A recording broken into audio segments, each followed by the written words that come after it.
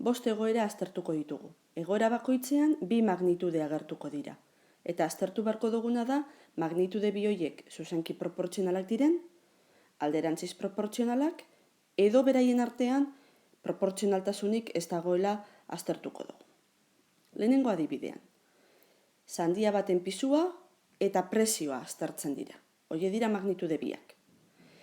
Sandiaren pisua bikoizterakoan presio ere bikoiztu egiten da. Beraz, pisua eta presioa kasu honetan zuzenki proportzionalak dira.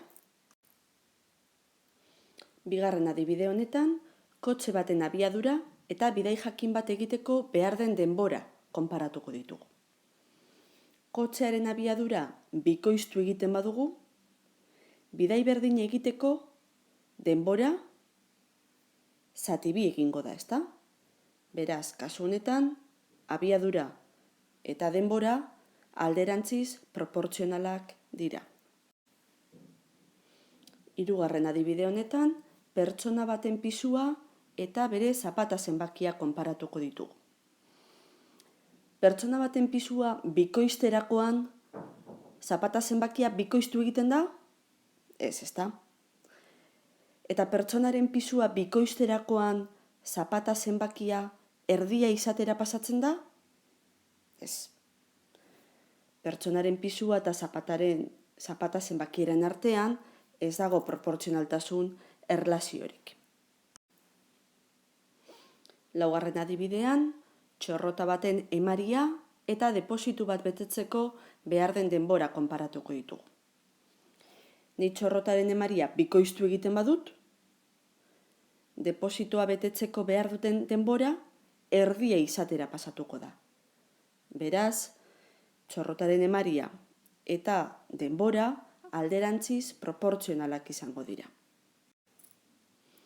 Eta azkenik, bosgarren adibidean, bonbilla batek piztuta irauten duen denbora eta horrek dakarren kontsumo elektrikoa konparatuko ditugu. Nik bonbilla piztuta daukadan denbora bikoiztu egiten badut, kontsumoa bikoiztu egingo da. Hirukoizten badu, kontsumoa hirukoiztu egingo da. Beraz, denbora eta kontsumo elektrikoa kasu honetan zuzenki proportzionalak dira. Modu guztian, adibide guztietan egin dut bikoiztu. Berdin egin daiteke zatitu egiten badut, bai? Bonbilla batek piztuta irauten duen denbora zati bi egiten badut, kontsumo elektrikoa ere bai zati bi egingo dut. Era berean konportatzen dira.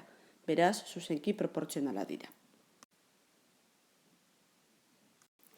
Ondoko problema ebatziko dugu. 2 kilo patatak 0,80 euro balio dute.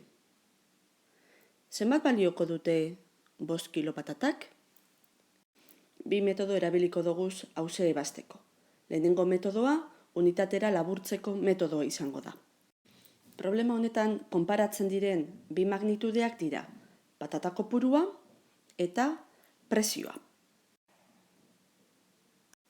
Lehenengo eta behin aztertuko dugu magnitude bi hauek zuzenki proportzionalak diren edo alderantziz proportzionalak. Patata kopurua bikoiztu egiten badugu, presio ere bikoiztu egingo da. Beraz, zuzenki proportzionalak dira magnitude bi hauek. Eta hori adierazteko zeta ipiniko dugu. 2 kilo patatak 0,80 euro balio badute, kilo batek 0,40, ezta? 0,80 zati bi, 0,40 dalako. Baina guri ez digut eskatzen kilo batek zema balio duen, 5 kilok baizik. Kilo batek 0,40 balio badu, 5 kilok 0,40 bider 5. Eta hori bi da. Beraz, 5 kilo patatak 2 euro balio dute. Hau izan da unitatera laburtzeko metodoa. Hau da, egin duguna izan da lehenengo kilo batek zen balio duen kalkulatu dugu eta gero guri eskatzen zigutena. 5 kilok. Orain, problema bera beste metodo batekin ebatziko dugu. hiruko erregelaren metodoarekin.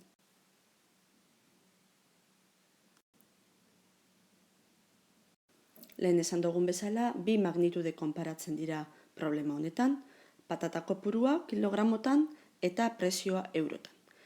Eta magnitude bi hauek zuzenki proportzionalak dira.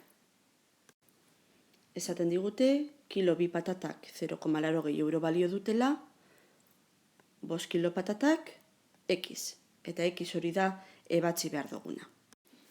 Bideoaren hasieran ikusi dugu, magnitude bi zuzenki proportzionalak direnean, balio paretatik zatiki baliokideak lortzen zirela. Hau da, zatiki hau eta zatiki hau baliokideak izango dira. Gogoratzen baldin badozue zatikien gaitik, bi zatiki baliokideak direnean, biderketa gurutzatuak berdinak dira. Hau da, bi bider X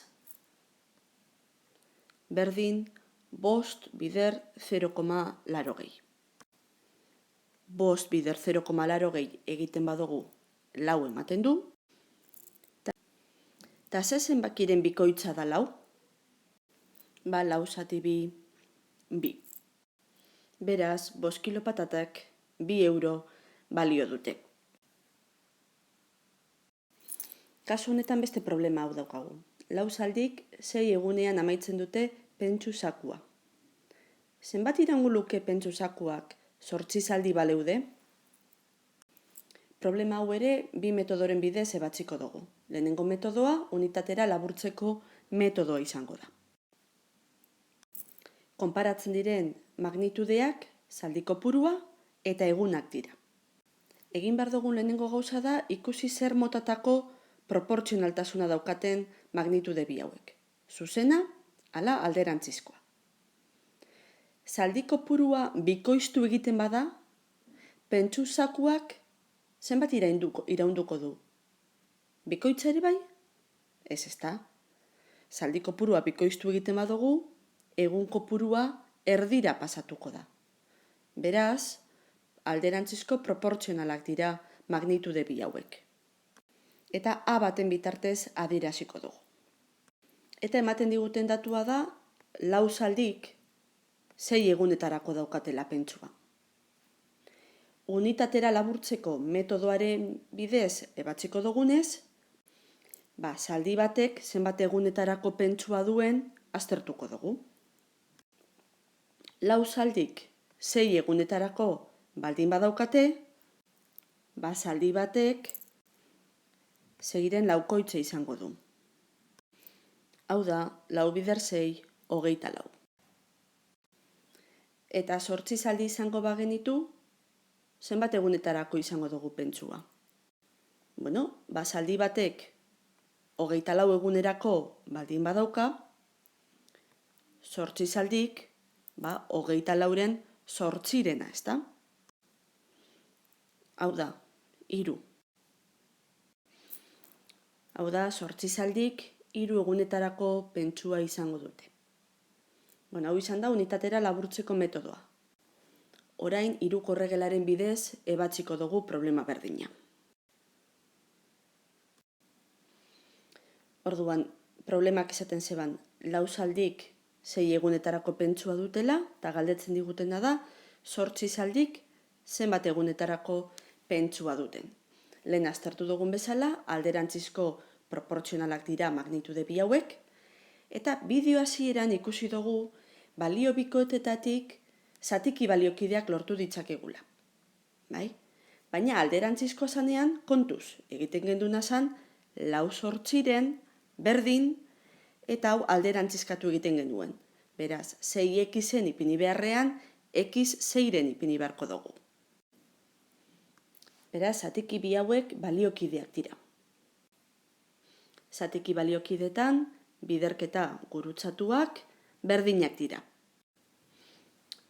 4 bider 6, 24 da, eta ze zenbakik bider 8 ematen du 24? 24 zati 8, 3. 8 zaldik 3 egunetarako pentsua izango dute beraz.